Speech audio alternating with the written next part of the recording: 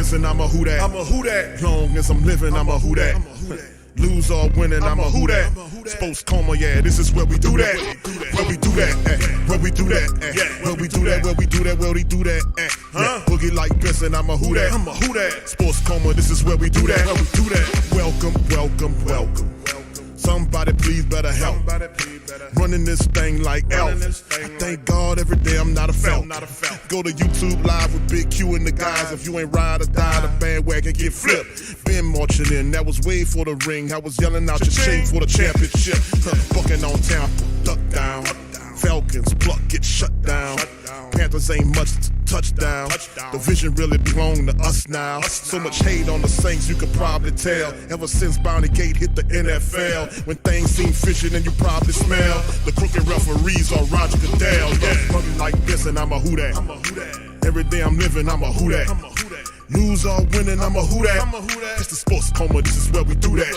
Where we do that, where we do that, where we do that, where we do that, where we do that, Boogie like Benson, I'm a who that. It's the sports coma, this is where we do that. You're listening to the Sports Coma with Big Q and the guys on the PRO Media Network.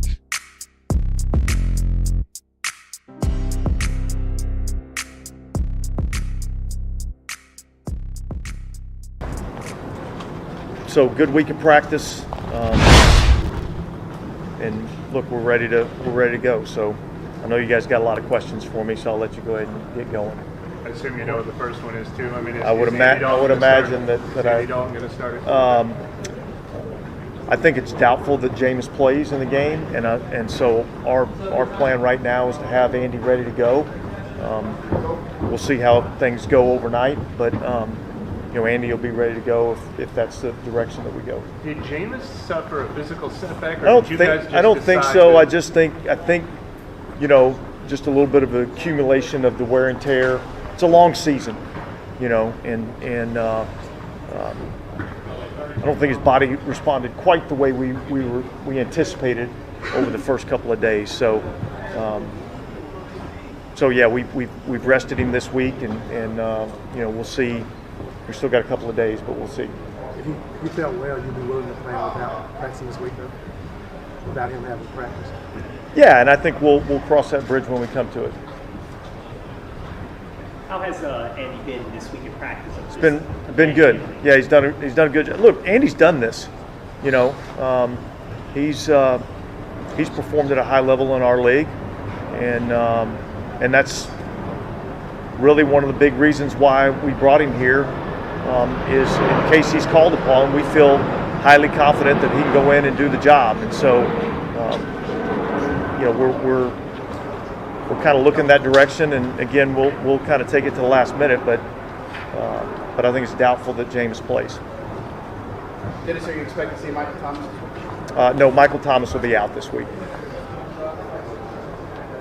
And then just going back to 2014, have you been over here in London? Have you been able to sort of like reflect on your career at all? Just how it's kind of come full circle? Not really. Not really. I really kind of live in the moment, and that's what I'm really focused on right now. James just kind of spirits, having missed. I think he's a little frustrated that he didn't feel better than he thought he would. Typically it's been, doesn't feel great early in the week, and as the week goes on, he starts to feel a little bit better, and we didn't quite see that this week. And so he's a fighter, he's a competitor, he wants to play, and again, we'll see. But appreciates that the decision is medical and isn't, taking it as a quarterback change to the offense. Or? Yeah, I think this is purely a medical decision, in terms of whether or not he plays or not, and I think, again, you look at this as a long season, and you don't want to just continue down the same circular path, each and every week, and so I think part of, this week, him missing practice this week was a lot about trying to get the rehab and get him healthy. Number 3, it's crazy. Well, Andy, I know you've gotten used to the idea of always preparing to be ready, but did you go into this week, knowing that he had an injury stat? I mean, have you treated the whole week as you would have as if you were named the starter on Monday? Yeah, it's been the same preparation that I have every week, and I always prepare myself the same way. So with whatever happens, I know I'll be ready, and so this week I've just gotten a little more practice time out there. But yeah, however this thing goes, I'll be ready if my number's called. Go ahead. Just what's your comfort level with different receivers, and that you feel like you got good timing and you can read their body language and all that different stuff? Yeah, I think for me, I had the whole spring while Jameis was rehabbing, and I think that was a great time for me to get to know these guys and to be around them, and just some of the stuff that we've done through camp and everything. So I feel really good about where we're at. And your last start was against them. Does that help at all? Just having played the Vikings in January? Yeah, I've played against them several times, and last year obviously new coach now, new scheme, new stuff. But yeah, I have played against them several times. Andy, you also might be taking over at a time, obviously, where this offense needs to find some rhythm. What are the goals in mind of trying to establish that if you're starting on Sunday? I think the biggest thing is we just need to be efficient, and we can't hurt ourselves, and then just go play. Trust in what we know what we're doing, trust in the plays that are called, and go execute. And that's all it comes down to. We don't have to do anything more or anything less. Let's just go be us and play. And I'm not sure how much you've had a chance to see Thursday night football, but obviously with the injury to Tua last night, I suppose, what was your reaction when you saw that? Yeah, it's tough. You never want to see anybody get hurt like that. And just praying for him. Hopefully he heals up quickly. Is that something that the protocols need to be looked at? That's something that they're going to have to deal with. That's something that's all on their side, but what they're going to have to go through. You did both times you come here before you only came on Friday? Yeah, both times were. Have you noticed that this feels better or anything, or it's an advantage?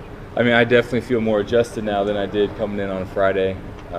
So, hopefully that there's different philosophies with it all, and I feel good. I feel like I've adjusted to the time zone and everything, so I feel good about where I'm at. That's Andy Dalton, man, and of course the guy ahead of him was Dennis Allen, head coach of the New Orleans Saints. Talking about Jameis, man, the fact that Jameis they're going to sit him down for this upcoming matchup. Kind of seen and felt that when they benched him during the practice this week, and then it went to 2 straight. Then you realize that it was going to move into that direction, and then of course you've seen Triplett or heard Triplett kind of guide Dennis Allen into explanation, saying that Jameis's decision is based medically. Prior to that, he did not say that. He was kind of guided into that question with that commentary by Mike Triplett, just an observation. But shout out to the family. Appreciate y'all being in this thing. Like I've been saying for some time now, welcome, welcome, welcome. You're now rocking with the Sports Coma with Big Q and the guys, where we have intense, entertaining, educating, and enlightening sport talk from your favorite sports family. I'm up in this thing. Shout out to the Who Dat Nation. Shout out to the great Saint Tank. We up in this thing. Friday stream, man. Listen, I'm not going to be with you guys very long on the stream. Got a Pelican post-game report that'll be later on tonight. So for my Pels fans, we'll be talking about the Pelicans, man. Gonna open up the phone lines too. All right, so anyway, let's get, and of course, commentary on the Dennis Allen thing. We kind of knew that going into it, that ultimately you could see in the Carolina game that Jameis Winston was struggling from a health perspective, and the guy's not healthy. I mean, dealing with one issue is hard enough, but when you're dealing with 4 issues happening, you got a back with 4 broken vertebrae, ridiculous. Not 1, not 2, not 3, but 4 of them in the lower portion of your back. You're getting knocked down a lot. That won't help you heal. You got an ankle issue and all kind of stuff going on. Just sit him down. Sit him down. When he gets healthy, the Saints will kind of move him back into that thing, hopefully. But moving forward into the season, you see that you got to play the healthy man. And remember, Andy Dalton was brought in here just in case Jameis Winston had injury setbacks. Remember that. That's why Dalton was signed. Of course, we wasn't thinking about the back issue that happened against the Falcons, but the reality is that's why Dalton is here. He is a guy that's an insurance policy, and the Saints are just saying, I'm cashing it in. That's what this is. And Andy Dalton is going to be ready to go. He got the reps, and he's a veteran, man. So we'll cover that today in the Sports Coma, among other things. So with that being said, fam, please feel free to hit upon the like button, hit the subscribe button.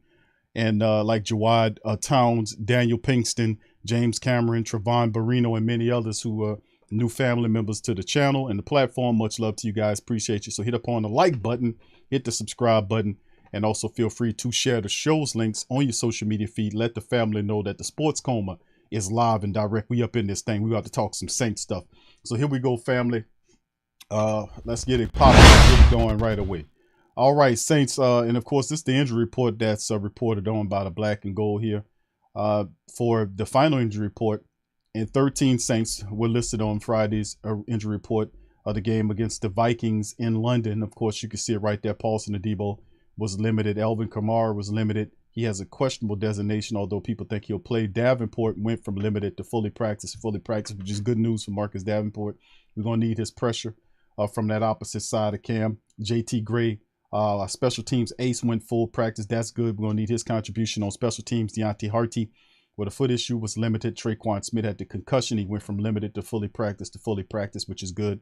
Taysom Hill went from limited to fully practiced today, which is good too, because he was set out the previous game, but we need the spark that Taysom provides. As Andy Dalton steps in, Taysom is elevated to the backup quarterback role. Does he continue to be the utility guy in that? That'll be a point of contention to watch going into when the Saints make the adjustments prior on Saturday. If they make any other moves, we know about the fact that they did elevate Fields, and of course we know that they signed Keith Kirkwood to the practice squad for some wide receiver depth there. So there'll be some movement prior to the game. So in that regard, so do they elevate the practice squad quarterback to the game, or we'll see how they all situate that thing. So Marcus May DMP, so he shut down. That's 2 straight weeks. We do without Marcus May's contribution from the safety position. Ryan Ramczyk did not practice. He was, and this is something to be to look out for. Well, not really, but he went DMP, then limited, then DMP again, and they're listing it simply as rest. So if it's rest, then he should be fine. If it's anything else, we'll see. And of course, you see James doubtful, which is pretty much meaning he's out. That's pretty much confirmed. Jarvis is questionable, limited, which means he'll play. And of course, Mike didn't play practice all damn week. He is out for this matchup in London. And Andrews Pete, who was limited, is listed as out with the concussion issue. So the Saints going into this matchup with the Vikings with several of their starters out of the game, but the Saints have depth in a lot of key areas of the team, and they just have to keep moving that thing forward. So anyway, the big news of the day from the show is Andy Dalton expected starts against the Minnesota Vikings. Shout out to the Canal Street Chronicles, one of my favorite Saints sites. As they go into it and talk about the Saints offense will be given to Andy Dalton on Sunday to face the Vikings, with Jameis essentially missing all practice all week. Dennis Allen pretty much just gave the nod to Andy Dalton, a healthy insurance policy. But football is a game of matchups. While this change most likely doesn't give the team the best odds for the long run, we could see some issues resolved with Dalton.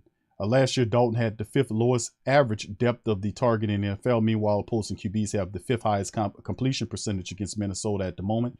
This gives us all the signs towards a performance from AK we've been waiting for. Expect Dalton to utilize AK in the passing game to the extent most Saints family members have begged for.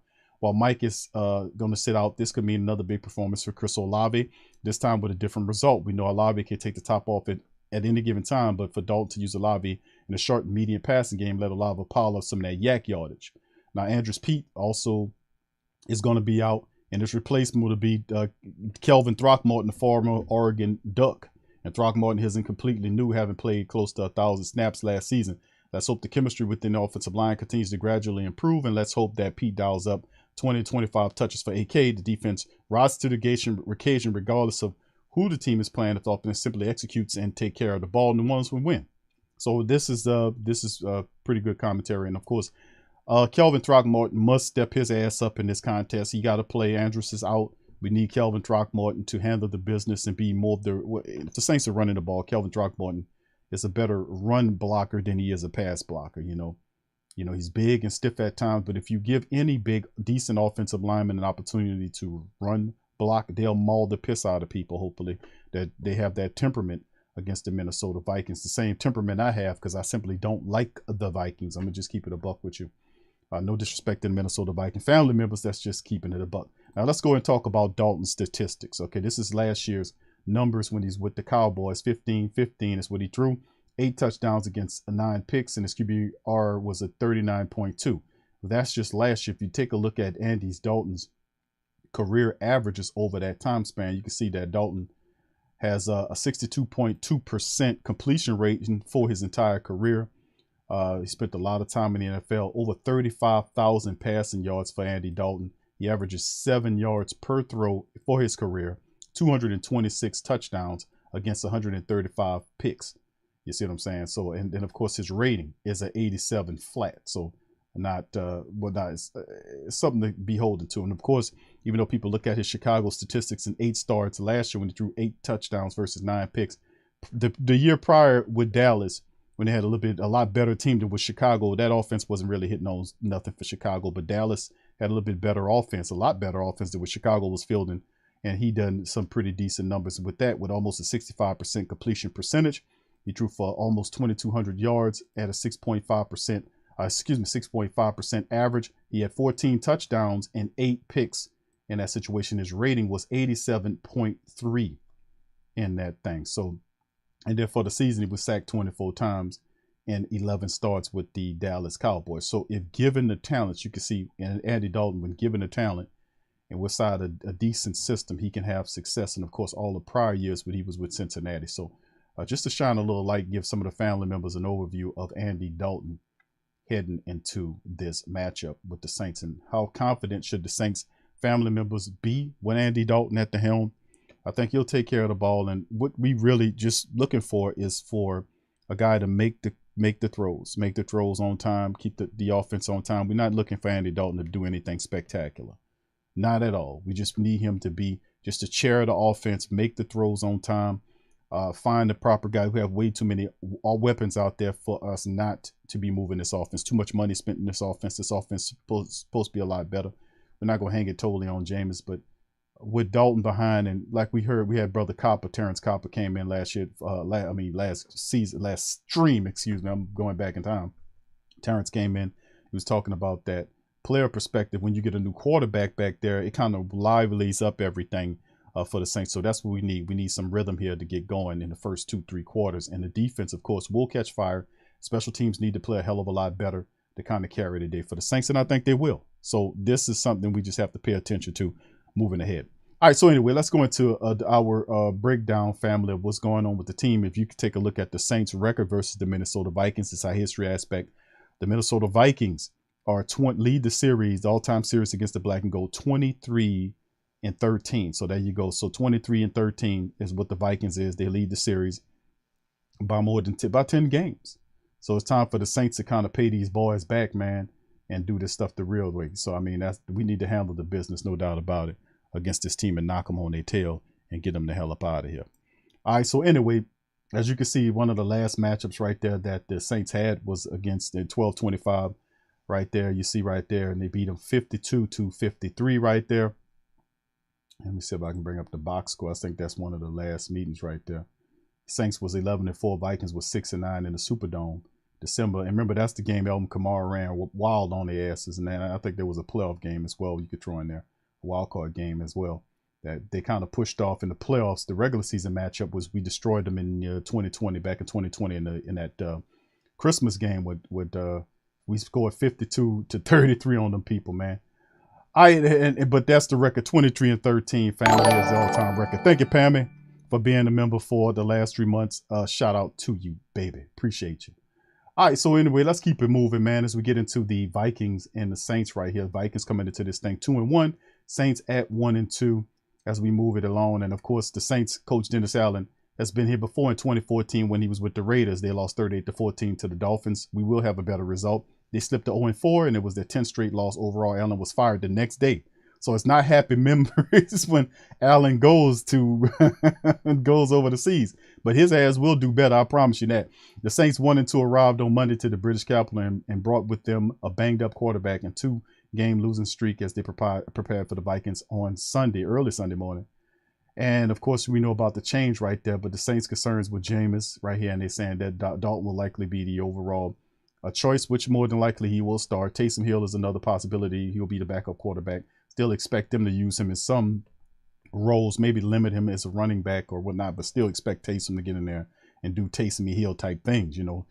Perhaps they can, like we talked about last night, kind of balance his play skill, his play set, where he can have passing and long enough. You can give him 5 really good plays that he learns to pass the ball. You can kind of cycle him in to make plays, and that'll be really effective. I think that would have really helped Taysom Hill if Peyton would have just concentrated on having him to learn 5 plays and then just cycle those plays when he came in. That gave his play set the balance that it needs, so people don't just crowd up to the line of scrimmage when he comes in.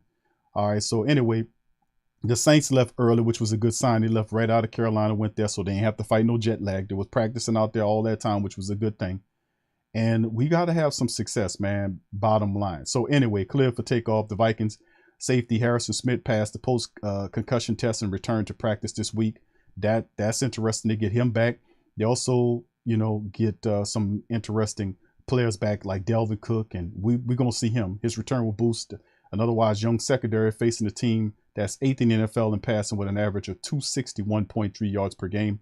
Outside linebacker Zadarius Smith was questionable to play with a knee injury. Running back Dalvin Cook has a shoulder issue, but fully practiced. Expects him to play. Madison is ready, and they're going to circulate both of these guys. Dalvin Cook is the shifty, speedy back that does at times uses power, and Alexander Madison is a battering ram type of back that does have power and physicality. So it's going to be interesting. It helps our offense to know that Alex is in there and can handle not only the running game, but protections. He could do so much for us. We don't have to skip a beat, says Kirk Cousins. It's a big asset. Now, slow starts, Saints are trying to start games with a heightened sense of urgency. Urgency. After struggling to score in the first 3 quarters of each of the first 3 games. Of the 51 points the Saints have scored this season, 38 have come during the fourth quarter. Saints have yet to score a second quarter point and have a grand total of 3 third quarter points. Amazing. Left tackle Hurst said getting early leads can have some advantages the Saints have yet to enjoy this season. So, and he talks about that as well. But anyway, let's jump into some of the game. And this is the statistic by statistic breakdown. As you can see, some of the guys, Kirk Cousins is their guy, as you know, 74 of 119. He has 5 touchdowns versus 3 interceptions. Leading their offense, of course, we know Jameis won't play, but Dalvin Cook is their top guy, 43 carries for 203 and a score. Alvin Kamara, 43 carries for 203 and a score, and Kamara's 24 for 100. Jefferson is their top wideout, 18 catches for 246, while our guy, Chris Olave, 17 catches for 268. How about Chris Olave, huh? How about that Olave? All right, anyway, we showed some of our injury report already. I guess I can flash back and show you the rest of theirs right here. This is theirs, showing you that some of these guys, Eddie Kendricks, Harrison Smith, Dalvin Cook, all these guys more than likely will play. Fullback C.J. Ham will get an opportunity. Their cornerback Booth Jr. will more than likely be out, and Zadarius Smith is questionable. I think he might play. We'll see how that goes, because that defense is not looking good. And we had One Bar and Lupagus that came up here from the Minnesota broadcast. They were talking about how dreaded they felt about their defense, and they have a lot of reservations about that defense. So that's where we won't hit them at. But anyway, look at the statistics right here. Points per game. The Minnesota Vikings averaging 19.3 points per game. Saints at 17 through 3 games. Points allowed, 18.3 by the Vikings. Saints giving up almost 23 points per game, defensively speaking. Now, total yards, the Vikings at 356.3 versus the Saints 397.7, almost 398 yards per game. Passing offense for the Vikings 25.2. I was going to say up 252.7, which 253. 286 flat for the Saints, and they run at the ball over 104 yards per carry per game anyway. The Saints almost at 112. So you can see that the Minnesota Vikings do have an efficiency to move the ball. They got weapons, Adam Thielen and Jefferson, and now Dalvin Cook is in there as well. So the tight end position is kind of creaky. We'll go over their depth chart momentarily, but this is the defense. They're giving up 428 yards a game. And this is what the Minnesota guys were saying. 290 flat through the secondary versus 138 yards on the ground at the Minnesota Vikings. It's basically a sieve. They're leaking out all over the place, but getting Harrison Smith back there definitely helps out. Zadarius Smith helps out as well, so they want to have a better performance against the Saints. Now, the Saints defense, 331 flat and giving up 192 yards through the secondary, but really what's brutal is the fact the Saints are allowing teams to rush at them 139.3 yards per contest. That's way too much. The Saints usually didn't give up that kind of creaky-ass yardage. It would suppress you to less than 90 yards per contest. So this is something new. And, of course, this number should drop as the season goes on because the Saints will improve on stopping the run. And we had a few games where you had a 200-yard game right there that's spiking up that rushing attack numbers that make it look a lot sour than what it actually is. So the Saints must improve because that was one of the strong suits of the defense last year is the fact that they were able to stop teams from running and force them to pass and neutralize what they was doing. If we would have done that in these first in the last two contests, we could have stopped a lot of that. We let McCaffrey get going. We let we can't let that happen. To a degree, we allowed Fournette to keep their offense, the Tampa Bay Buccaneers, on schedule. Even though he only had 60 yards in the contest, they were still able to keep him, utilize him enough to keep things more balanced to give Tom Brady an opportunity to throw the ball downfield, and they had success. So anyway, we gotta do that. We gotta stuff out the run, obviously neutralize them and put the ball in the hands of Kirk Cousins, who's known to be an implosion quarterback. He's not a big time quarterback. But anyway, you look at their last three contests, they were be able to beat Green Bay in the first week, 23-7, but Green Bay struggling. They were plastered by the Philadelphia Eagles in Philly, 24-7. Then they came from behind to beat the Detroit Lions in a gutty win, 28-24. So respect the Vikings in that manner, 2-1. All right, Saints, of course, come out with a last-minute 17 points against the Falcons. That's 27-26. And, of course, two really lackluster affairs against Tampa Bay and Carolina have led to them being 1-2 in schedule and 1-2 pretty much in division, which is not good. We have to improve upon that thing. We have to do it exponentially. Now, as you can see, the Vikings are tied in a three-way tie with the Green Bay Packers and Chicago Bears in NFC North. And, of course, the Saints are tied, I guess, for second place behind Carolina. Well, actually, they're in third because of the loss to Carolina. You see Tampa sits on top of that thing. And they lost, but you got Carolina at 1-2, and the Saints are 1-2. Atlanta's 1-2. So the Saints got to get up off their ass with all this firepower we got and seize the day, man. We got to make it pop. All right, so let's keep it going, family. Let's get into it. This is more information for you guys to look at. As you can see, that the offense, broken down from a rank perspective in the NFL, is that the Vikings offense is ranked 19th in the NFL. The Saints is 10th in the NFL in offense, and of course 21st ranked defense. And the Saints defense, you can see, is ranked 17th through 3 games. So we're supposed to be top 10, no more. This is 17th ranked according to the statistics. And of course, you look at the passing attack. The Saints are ranked 9th in the NFL with the passing attack. The Vikings, is 15th. And if you look at the rushing attack, they're 20th, and the Saints are 17th. So I think we can be a lot more sturdier in that matchup. And of course, you see the last time they met, the Saints beat them December the 24th, 2020, 52-33 in the Dome. That was the Christmas day, or the Christmas matchup. All right, so anyway, let's get into it, fam. Let's take a look at some of these of their depth chart going into the game against the Minnesota Vikings. As you can see, Kirk Cousins is on top of that thing. Dalvin Cook will play in this game. Justin Jefferson, which is a star in his own right, looking to get going against the Saints secondary. And Adam Thielen is always a guy that's a tough cover for the Saints. With Justin Jefferson and Adam Thielen, of course, we got Laddie Daddy and Paulson Adebo. We'll have their hands full with Justin Jefferson, Adam, and Thielen. And of course, like One Bar and Lumpicus was warning us against, KJ Osborne, which is the third wide receiver speedster that made some plays for him in the Detroit matchup to get him to win. They cautioned us to pay attention to KJ Osborne. Now, we know that we want to put the game in Kirk Cousins' hands and not into Dalvin Cook's hands, because they have a good 1-2 punch of Cook and Madison that we have to neutralize the rushing attack. We can't allow them guys to run. And then Dalvin Cook is a special back. He also catches out of the backfield. They want to set up the screen game with him, all this kind of stuff that Dalvin Cook can do. A lot of similar things that Kamara does with the Saints offense when it's flowing, Dalvin Cook does for the Minnesota Vikings. He's really a pivotal part of their whole situation. So we have to be able to make sure we cover him up And that's the guy I'm telling you we're gonna have to watch out for is Delvin Cook. He makes it go for them. And of course, we know Justin Jefferson and Thielen are dangerous. And one bar and Lumpagus warned us about KJ Osborne, the speedster. So we have to watch out for him in the slot as well and make sure that we keep him in line. Of course, Irv Smith's been struggling. Irv Smith Jr. has been struggling. Remember, his father played for the Saints many moons ago. Irv Smith, his son now with Minnesota Viking, is there. Has been struggling. And of course, Johnny Munt is a guy that they were big upping to hopefully kind of take Smith's job from him, but he's been making plays when Smith hasn't. So we have to watch him as well. We won't make sure these guys get going, but really the threats are those wide receivers. The offensive line has been doing a pretty decent job in Darrisaw in Cleveland. Bradbury was a guy they spoke about that really impressed them, and Ed Ingram, the former LSU. Tiger is there with Brian O'Neill. So not any really big names there to talk about, but they have a decent unit. Not nothing to brag about or talk about, but they have a decent unit. The Saints should be able to get pressure on these guys, to be honest with you. We should be able to get pressure in the face of Kirk Cousins. But then again, like I said, when I seen how the Saints performed against a no-name offensive line with the Tampa Bay, the back of the backups, which defensive line do the Saints bring? What mentality do they bring against the Minnesota Vikings to change this whole thing? It's kind of playing a schizophrenic type situation with the Saints defense.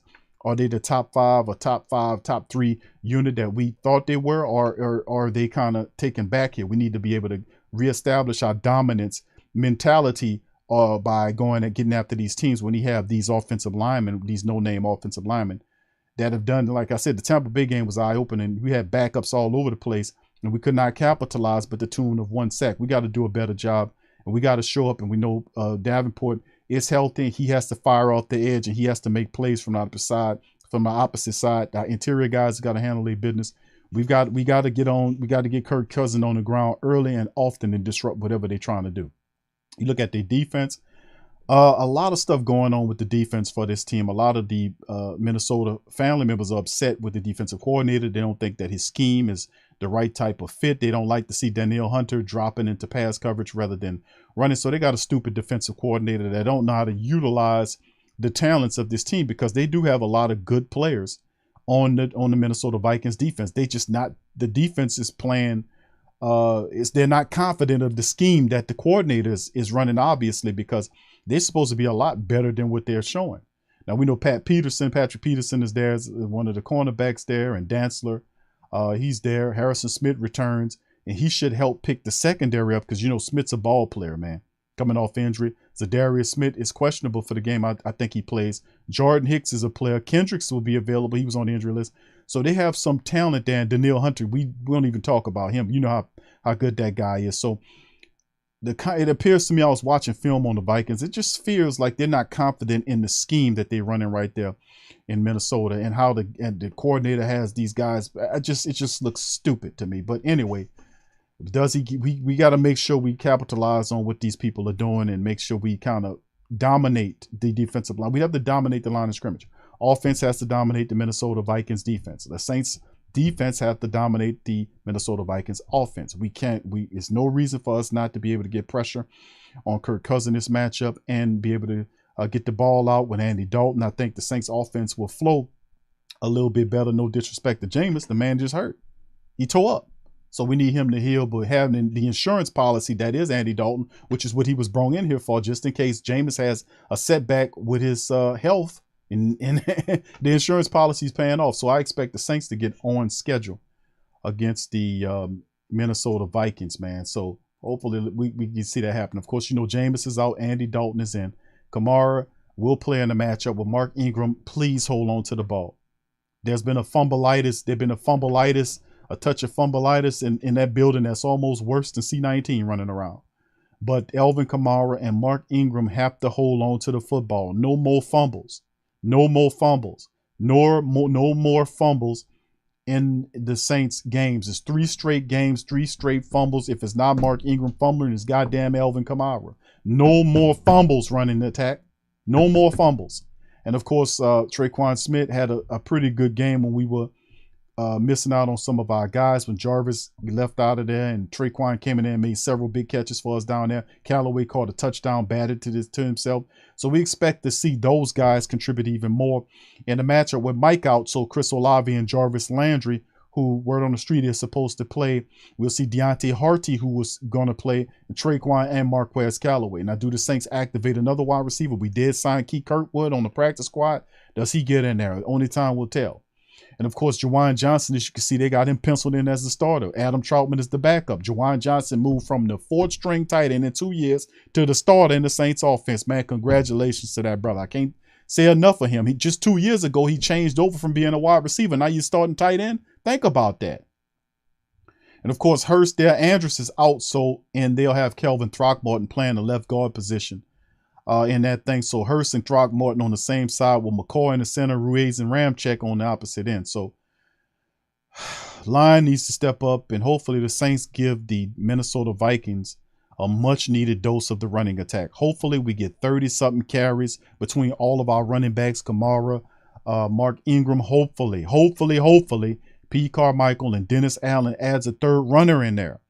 And nothing wrong with having Elvin Kamara and Mark Ingram, but the Saints need a north-south power punch in there. Maybe Dwayne Washington could be added, because when we were able to use him in the game against the Tampa Bay Buccaneers, we was having success until Ingram fumbled the damn ball. But we hadn't went back to Dwayne Washington. We need a power punch, a north-south battering ram to mix in with Ingram and Kamara. That's what we need that we're lacking. Why have these guys activated if you're not going to give them the ball? So we need Dwayne Washington or something like that to happen, man, to kind of help that rushing attack out. My goodness. And once again, please don't fumble the damn ball away anymore. So anyway, moving on. Offensive line, man, got to be on their P's and Q's. Got to protect Andy Dalton, and Dalton just has to make the throws. And I'm thinking we're looking at Dalton to start. And listen, I'm not going to sit up here and paint Dalton as a savior. I think a lot of people just tired of watching Jameis hurt out there trying to make the throws, and he can't handle the business. Andy Dalton comes in. I'm not looking at Dalton to be as a savior to the organization. I think he'll act merely as a placeholder until Jameis is healthy enough to get back up in that thing. So that's what it's designed to be.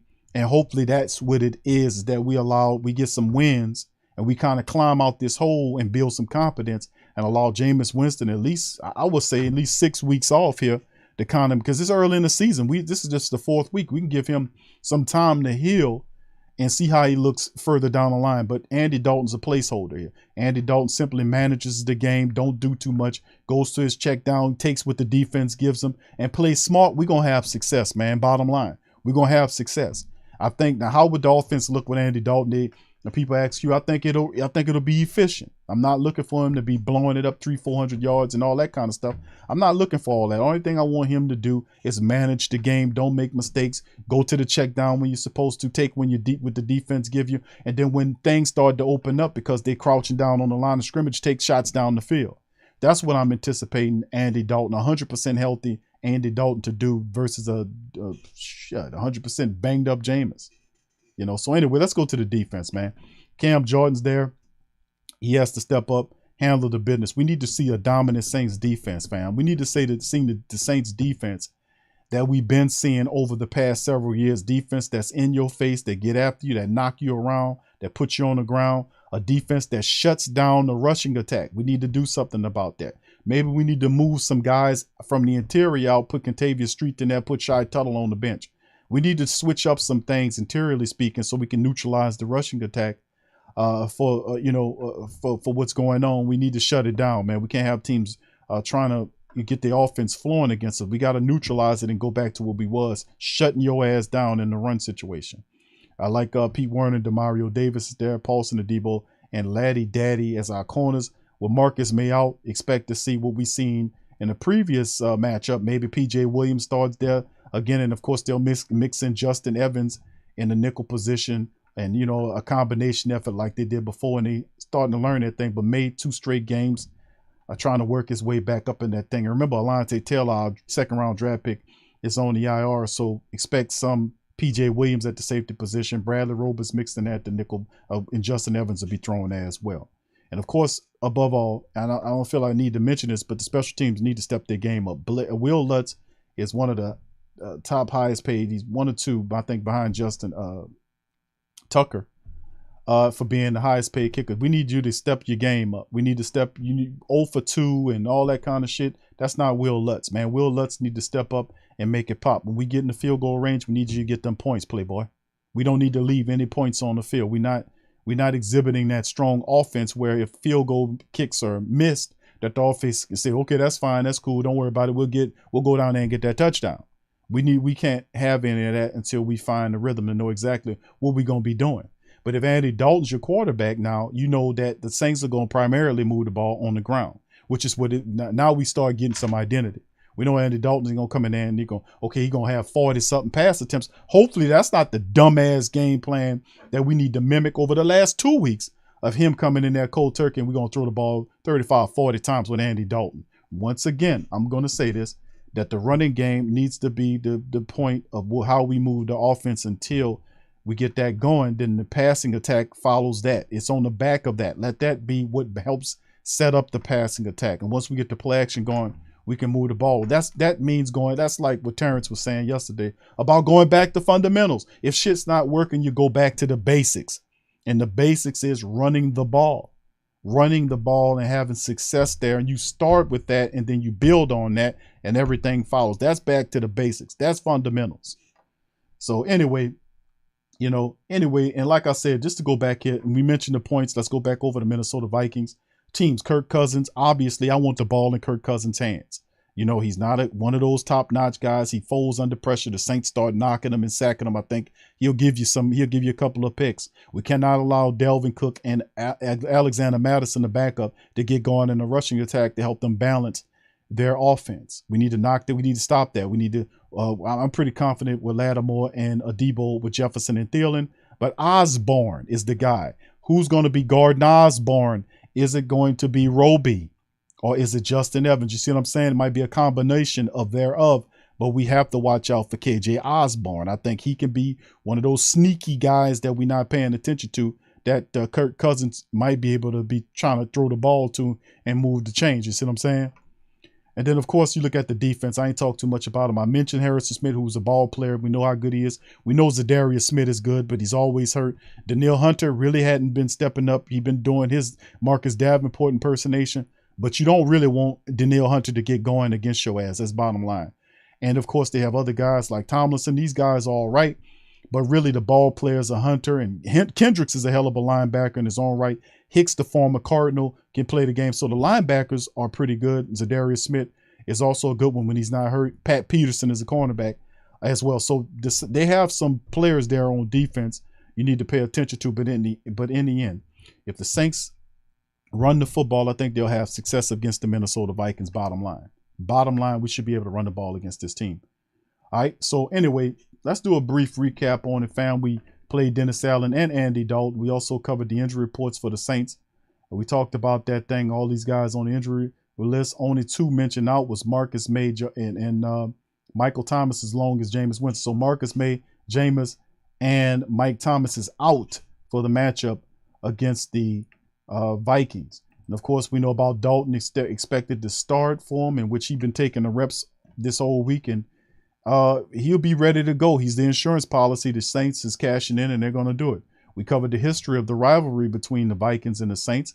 Vikings lead the all-time series 23-13. We need to start gaining ground on them. We also went over the statistics, both player and individual, to let people know what time it is. And of course, been through 3 games. You can look at the statistics and tell you where you need to direct your focus to against the Minnesota Vikings. We can have success running the team. Now, will the Saints listen to that injury report and take it on to themselves? I don't know. But the defense is ranked 21st in the NFL. We need to run the ball up against this team. We really do. We need to run the ball up against them. We need to handle the business.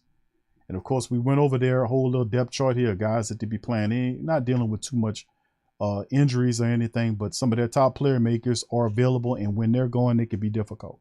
Kirk Cousins, we can't allow him to get a groove with Justin Jefferson and Adam Thielen, and of course, KJ Osborne's the sneaky one that I'm putting on blast for the Who Dat Nation.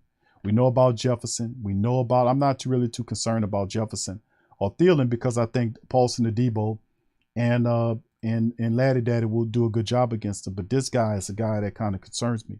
how he plays. Right now in the season, right now, family, this man has 10 catches for 112 yards and a touchdown. Every time he touches the ball, it's 11.2 yards per catch, which means that this guy makes it shake for him. He's a speedster out of Miami, and this guy, he has been big for them, man. So we need to watch out for KJ Osborne. A lot of people don't know about the young brother. But listen, I was doing looking at his statistics and looking at what he does. And even the Minnesota guys, like I said before, who came on to preview the game early in the week, go back and look at that show with One Bar and Lumpiger, shout out to them, came on here and said, well, Q, you need to watch out for KJ Osborne. He's a guy that makes it happen. You look at his statistics, he's fast, he catches stuff, and he averages over 11 yards per catch. So every time they go to him, it's a first down and then some. So we got to watch out for him simply because if it's Roby in the slot, oh my goodness. Or is it Justin Evans? So we'll see exactly how it goes. But if anything's going to happen there, it's going to be with KJ Osborne. So we have to pay attention to that. And also sneaky tight end play too, because Irv Smith been struggling. But, you know, does he get it going against the Saints? You got to watch out for them. And the backup tight end, Johnny Munt. And, of course, we talked about the defense. So there you go. So anyway, that's the breakdown for the Black and Gold family. Yeah, and this is the part of, and this is some of the stuff, you know, that we talked about it, the game plan going into this game. When you have the Saints and, my goodness, you're going over there and you say, okay, quarterback change brings new life. But you look at what the team was, it was the wrong game plan. Who in their right minds, and I'm not, you know, trying to blast Carmichael or Dennis Allen because they're still learning. But who in your right mind would have a guy with 4 fractures in his back throwing the ball 40 times each game? Does that make sense to any damn body? And then people will say, well, Q, they gave him pain shots in the back, pain and jab. Are you kidding me? So that allows him to throw the ball. That was not a good game plan. I said as much then. Thank you, Marco. Shout out to you for hitting the subscribe button. Big ups to Marco. I hope I say your name. Galumbuski. I hope I said that right. Shout out to you, Marco. Thank you for subscribing and welcome to the family. Yeah, this is a game where they got all their people. Now, it'd have been fascinating if Delvin Cook wasn't there, but he's there. This guy had a separated shoulder last game, but he made a point to be like, hell no, I ain't missing this one against the Saints. Because it's, even though we'll talk about rivalries and whatnot, but listen, this Minnesota thing goes all the way back to when the Saints first made the playoffs. The first playoff game was against the Vikings. When the Saints first made the playoffs, long time ago. And they had the Minnesota Vikings on that thing. And the Saints scored first, and then Minnesota took them apart. And I forgot who was the quarterback. I think it was Kramer, one of the Kramers. Tommy Kramer. I don't know. I forgot. It had 2 Kramers. It was Eric Kramer, and I think it might have been Eric Kramer, he was a decent quarterback for him. And they didn't have Chris Carter. Then Chris Carter was playing with the Eagles. A lot of people don't remember that. Philly had Reggie White. They had Clyde Simmons. And, man, I used to love them old Philly defenses. They was built something like the Saints. They had Clyde Simmons and Jerome Brown. Remember Jerome Brown? He got killed in a motorcycle or car accident. Jerome Brown. Y'all remember these guys? Eric Allen was on that staff. They had a fire-ass defense. Reggie White, I'm sorry. Reggie White was there. And Chris Carter was one of the wide receivers on that team with Randall Cunningham. I think Cunningham at the time was the quarterback. And the wide receiver was Chris Carter and Mike Quick, if I'm not mistaken. The Keith Jackson, the tight end, was on there. They had a stacked team that year. And the Minnesota Vikings had Chris Carter. They didn't have Chris Carter. They had Anthony Carter. A lot of people don't remember Anthony Carter because Chris Carter went out there and took all that shit down. Took all his shit down and made him forget that. But they had Anthony Carter over there. And y'all remember Anthony Carter. Anthony Carter used to kill the Saints. I hated Anthony Carter. But that came all the way until now. And then you add the Minnesota Miracle game in there. You add the push off in the dome game in there. You aim all that kind of stuff in there. And it kind of stifles it. But the Vikings have been a team that beat the Saints. I showed you the overall numbers is 23-13. So they got you. So from a historical standpoint, but the Saints, a lot of these losses is on the Saints because it shouldn't be most of these games shouldn't be as close as what they were. Like the playoff game shouldn't have been as close as what it was. You know, we didn't play as well as we were supposed to play in that game. and we make too many dumb plays in the game. You know, we just go brain neutral. But anyway, they have all their people. Cousins, Cook, Jefferson, Thielen, all their people is there. They get most of their defensive stalwarts back, and Smith, and now Harrison Smith and Zadarius Smith. So them people are 2-1. They're not looking, and they head in the NFC North. They're not looking to lay down against the Saints.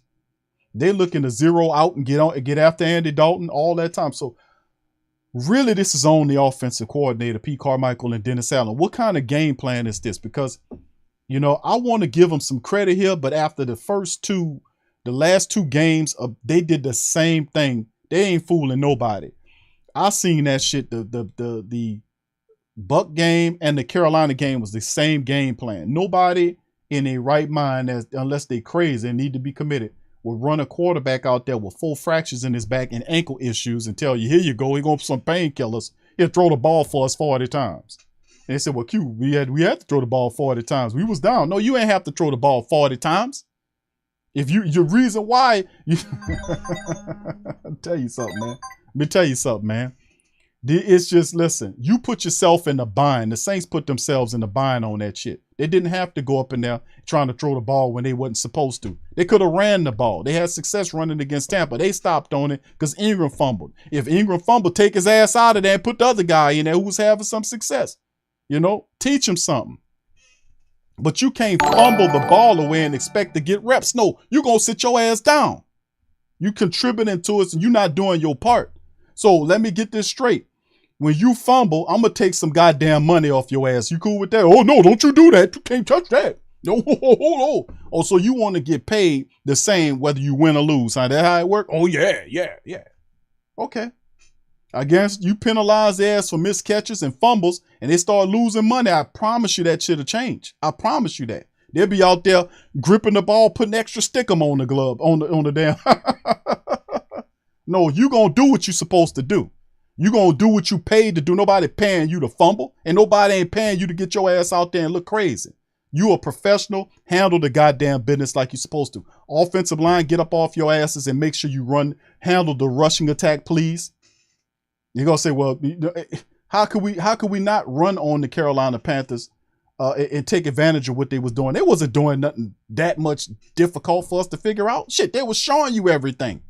Why wasn't the protections called? You looking over there and see that they stop piling up on the defensive line, on the defense and the safeties piling up, rocking back and forth.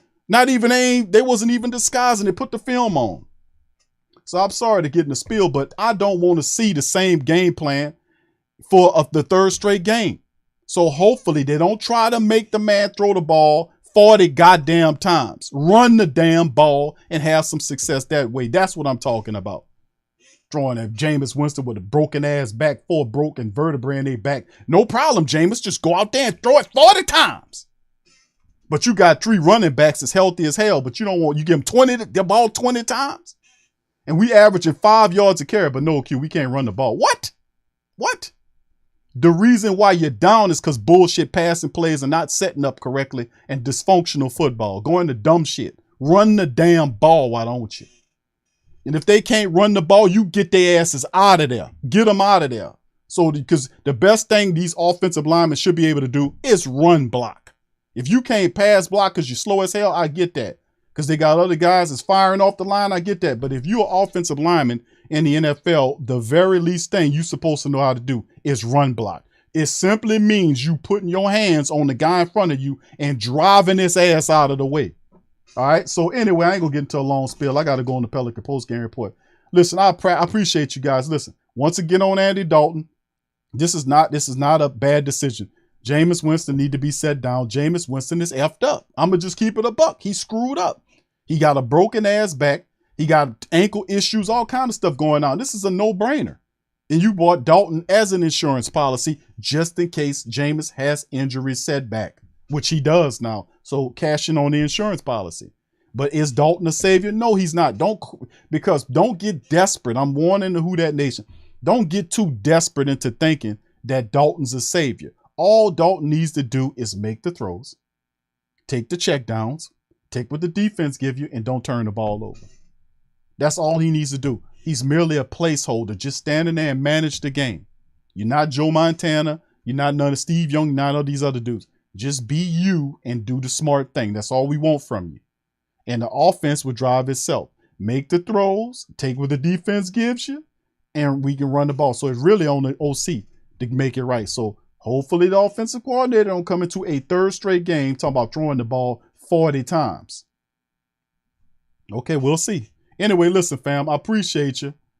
Listen, I want to see some stuff here, man. I'm not going to sit up here and put nothing on them because I sit up here looked at and studied the film and gave a fire-ass scouting report the last 2 times. And them people sit up there and did the same thing in 2 back-to-back games. The same thing. So, I mean, at the end of the day, they have to change that, man. You got to do something different. And it just goes more than just changing the quarterback. Your game plan has to change. New quarterback, new game plan. You can't go, okay, we got a new guy. We're going to throw it 40 times with Andy Dalton.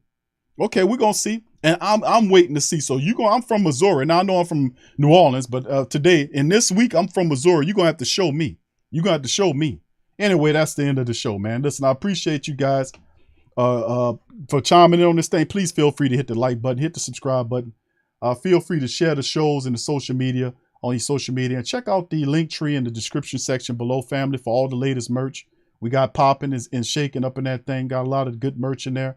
And check it out, fam. It helps out. And all the social media links for our Instagram, Facebook, all that stuff is in there.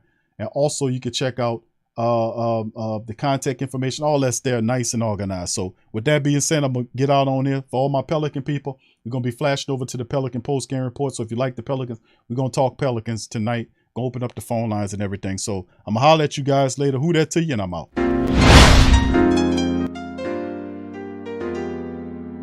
Yeah, boogie like Benson, I'm a who that. I'm a who that. Long as I'm living, I'm a who that. Lose or winning, I'm a who that. Sports coma, yeah, this is where we do that. Where we do that, where we do that, where we do that, where we do that, where we do that. Boogie like Benson, I'm a who that. I'm a who that. Sports coma, this is where we do that. Where we do that. Welcome, welcome, welcome. Somebody please better help. Running this thing like Elf. I thank God every day I'm not a felt. Go to YouTube Live with Big Q and the guys. If you ain't ride or die, the bandwagon get flipped. Been marching in, that was way for the ring. I was yelling out your chain for the championship. Bucking on Tampa, duck down. Falcons, pluck, get shut down. Panthers ain't much touchdown. The vision really belong to us now. So much hate on the Saints, you could probably tell. Ever since Bounty Gate hit the NFL, when things seem fishy, then you probably smell the crooked referees on Roger Goodell. Yeah, running like this, and I'm a who that. Every day I'm living, I'm a who that. Lose or winning, I'm a who that. It's the sports coma, this is where we do that. Where we do that, where we do that, where we do that, where we do that, where we do that. Boogie like Benson, I'm a who that. It's the sports coma, this is where we do that.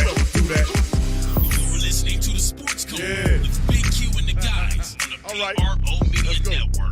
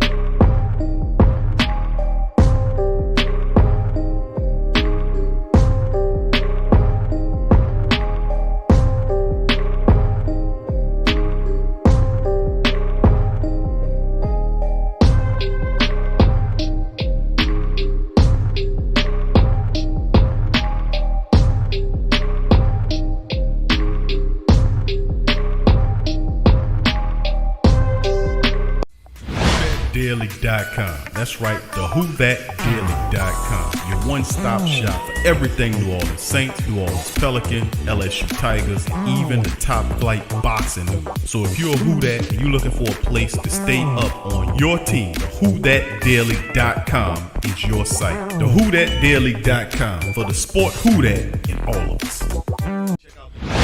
That's right, the Pro Shop is the platform store where you can go and buy all the latest merch to support the platform. Available at the Pro Shops, we have dozens of hundreds of products available for you and your family. Unisex tees for men and women, hoodies and sweatshirts, tank tops, kids and baby items, long sleeve tees, mugs, pillows, wall art, bath bedding, face masks, phone cases, stickers, bags, fanny packs, socks, hats, and many other items. Please feel free to check out the Pro Shops. The link is in the description section below. And remember,